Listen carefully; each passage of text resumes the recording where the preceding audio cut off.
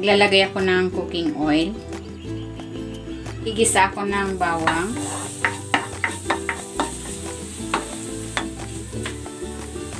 Gisahin ko ng bahagya itong hipon.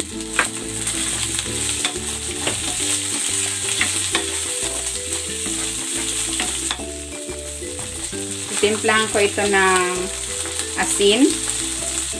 While waiting, kung hindi ka pa nakapag-subscribe sa aking channel, please subscribe at i-click na rin ang notification bell para lagi kang updated sa aking latest recipes. Ayan, okay na ito. Hanguin ko muna ito. Mamaya ko na ito ay hahalo sa gulay pag malapit ng maluto.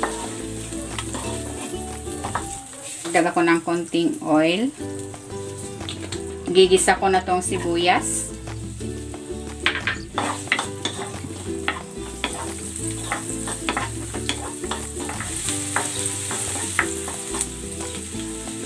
Ilalagay ko na rin tong bawang.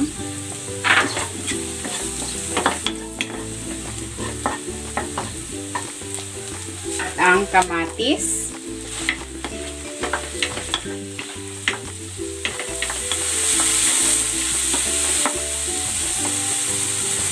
Ilalagay ko na itong upo.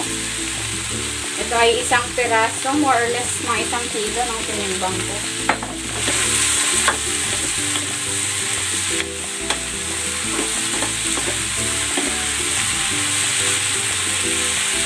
Timplahan ko ito ng asin at ng paminta.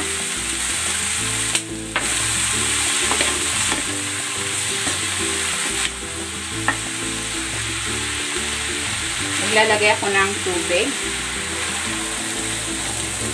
Pan natin para mabilis maluto.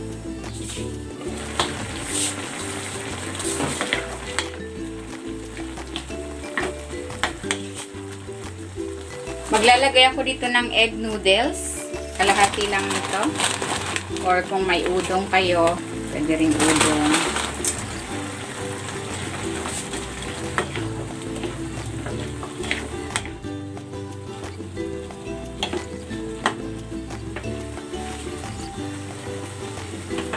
Babalik ko na dito yung hipon.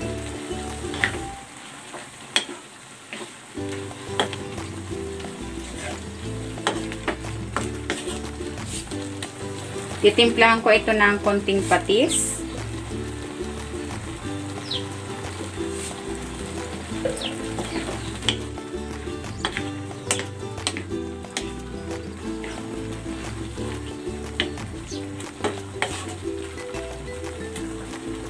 Mana natin.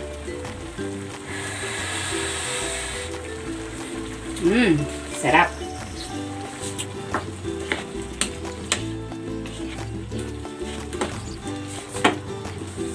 Lalagay ko na itong onion leeks.